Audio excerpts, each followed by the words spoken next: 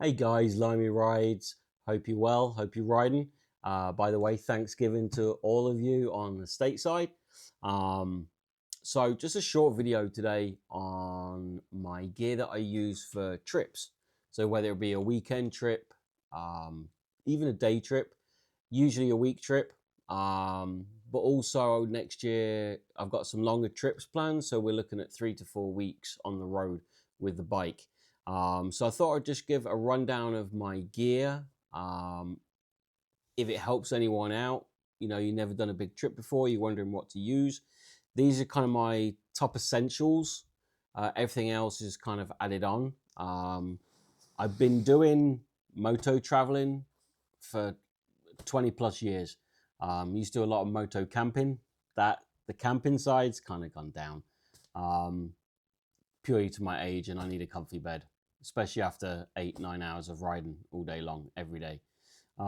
So, if any of this gear helps you out, or you're interested to know where I got it from, etc., etc., etc., drop me a line down below. I will get back to you as soon as I can. Okay.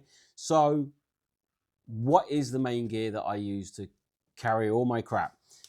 So we have the Saddleman BR3400, I believe it is. So this sucker right here, let me just move this around. So this is great.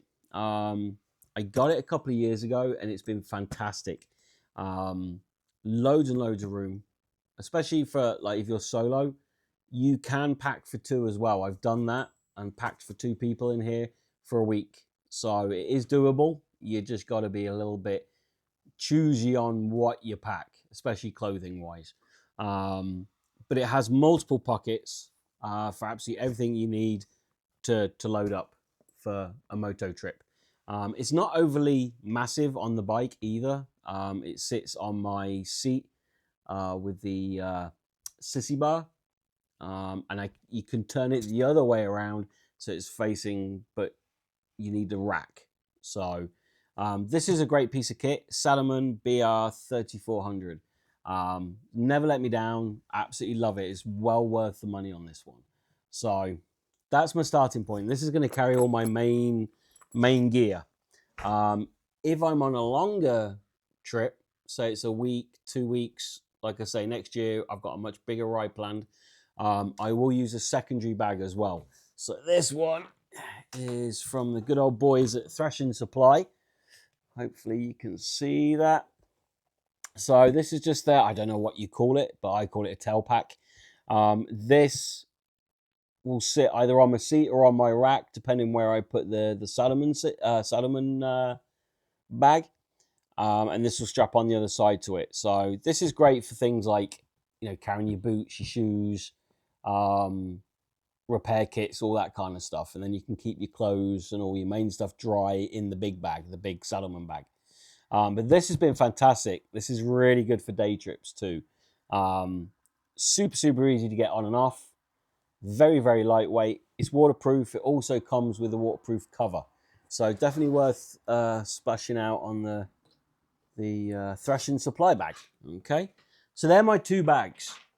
That will hold all my gear that I need to carry. Next is what I carry on the bike and some essentials I carry inside the Salomon bag. I don't go on any trips without this stuff.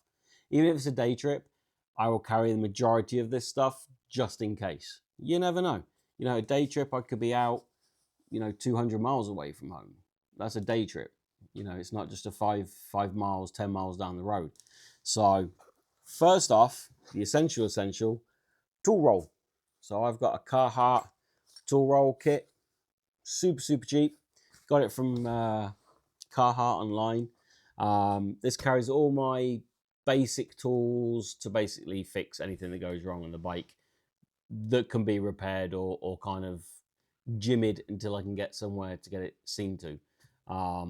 So that is definitely an essential to me. You should not be, especially doing long trips, without some kind of tool roll, even if it's just your basics. Super, super basic stuff. You can get it dirt cheap from Tractor Supply or what's the other one? The cheap place that does all the tools. But you can get that stuff from there. So, you know, there's no excuse. Carry a tool roll, okay, guys? Secondly is my air pump, I guess you call that. So this is from Harley Davidson. Super compact, super lightweight. That's another thing. I always try and keep everything lightweight on my bike as much as possible. But yeah, so a little air inflator. So if I do have an issue where my tires losing air, I don't have to worry about, you know, stopping at a gas station or a dealer or anything like that. You know, I can pump it up until I get to go to get it fixed. Okay. The next thing that goes along with that is everything in this little bag. So these bags are awesome. These came from Harley. It was on like a promo, like Christmas promo, where you spend so much money and you get these. These bags are freaking awesome. You can get them from Amazon. I got some from REI years and years ago, but I got these with the Harley promo. So in these, they all come in different sizes, by the way. So I find these invaluable. So even on a day trip, even if I'm going an hour down the road, I carry my compressor, analog tire gauge, okay, because that's not always correct, and then puncture repair kit for when I'm on the road. All times, this is in my saddlebag. Never go home without it. Leave home without it, sorry. And also, I have some cardboard, Screaming Eagle, filters. Okay, so if you want to funnel, sorry. So if you want to pour some oil in, if you're getting low, you don't want to make a mess on the bike, yeah, I use that. Also, I do carry my manual. I don't know why. I tend to just keep it with the bike just in case I have a brain fart and I can't remember anything, which is more and more the older I get. So like I say, yeah, these packing cubes, that's what they're called, packing cubes. So these suckers, these are so good. These will basically all stack up in my Salomon BR3400 sissy bar bag, and I'll section them off. So they come bigger and smaller. And so this one I actually carry in my saddlebag, has my spare gloves, a beanie, some neck tubes. Always ride with a neck tube, even in the summer. Sunglasses, that kind of thing. So easy accessible. I can grab it, you know, spare pair of gloves just in case mine gets soaking wet. It's easy just to grab. My saddlebags are dry and waterproof. So really, really good investment. Like I say, you can get these from REI, probably Walmart, Amazon. Best thing ever. They're so good. They're so underrated. And then finally, obviously, my camera case, which I did a couple of videos ago. I keep all my electronics and camera gear in here. So my DJI Action 4, my Insta360 X5, memory cards, charging wires, all sorts. So this is always with me as well. Especially if I want to film something I've never seen before, I can just stop off, attach everything to the bike, and then get filming on that. Also, for trips wise, I carry my waterproofs. Always got a set of my waterproofs. I use the Harley Davidson ones, just the base black and grey ones. Fantastic. They've never let me down. I've been in some serious storms, especially when I was moving to North Carolina. I was in a storm for like, easily 3 to 4.5 hours. And it was to the point where you couldn't even see the tractor trailer in front of me. I could have been 2 feet away from it and I wouldn't have seen it. But that waterproof gear has never, ever let me down. Another thing I'm quite precious on is footwear, believe it or not, for riding. So you can get dedicated motorcycle boots, the whole 9 yards. I've done that for years and years and years. And they're comfy to a point. I either wear hiking boots, okay, usually Gore-Tex ones, because they will keep your feet dry. Anyone who has Gore-Tex that's getting wet is doing it wrong. I've never been wet in 20 plus years of riding with Gore-Tex gear. So I tend to use Gore-Tex boots. Although I did get switched on to, and these are my babies, my Ariats. Okay, so these are actually waterproof Ariats with a dry shield on the inside. These are so freaking comfy, even to walk around on off the bike.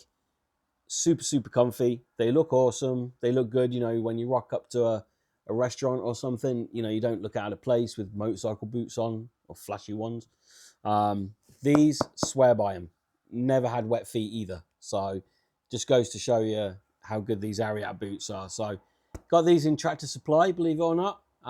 Good deal. They were like 180 bucks, something like that. So definitely worth looking into good boots.